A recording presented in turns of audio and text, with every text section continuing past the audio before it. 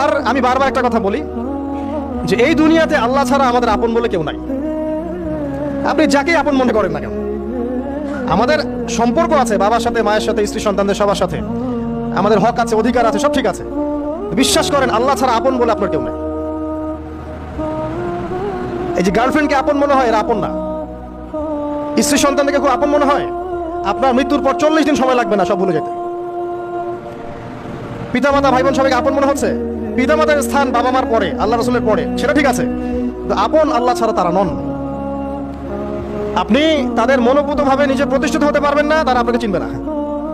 বলো সারাটা জীবন তোর পিছনে এত টাকা ঢাললাম, কি করলি? ছোট বলি না। আবার এখন যারা পিতামাতা হয়েছেন, সন্তানদেরকে আপন মনে হচ্ছে, দেখবেন এই সন্তানকে আপনি আপনার মনোভূতভাবে সম্পত্তি দিতে পারবেন না, ভরণ পোষণ দিতে পারবেন না। এই সন্তান বড় হয়ে আপনাকে বৃদ্ধাশ্রমে পাঠিয়ে দিতে পারে, নাউজুবিল্লাহ। অথবা আপনার সাথে এই সন্তানই খারাপ ব্যবহার করবে।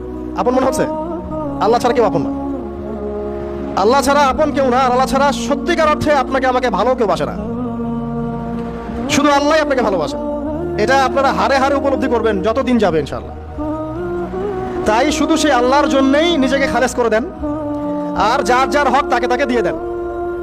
দুনিয়াতে শান্তিতে থাকার ফিলোসফি বলছি, philosophy of happiness in this হায়াতুদ দুনিয়া, সেটা হচ্ছে যার যার হক তাকে তাকে দিয়ে দেন, নিজের হক আল্লাহর কাছে চেয়ে নেন।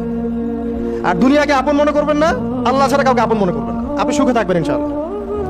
দুনিয়ার দাসত্ব করবেন, আল্লাহ ছাড়া অন্য মানুষদেরকে আপন মনে করে নেবেন, দেখবেন আপনি পদে পদে কষ্ট পাবেন। কারো কাছে আশা করেন না, কষ্ট পাবেন না।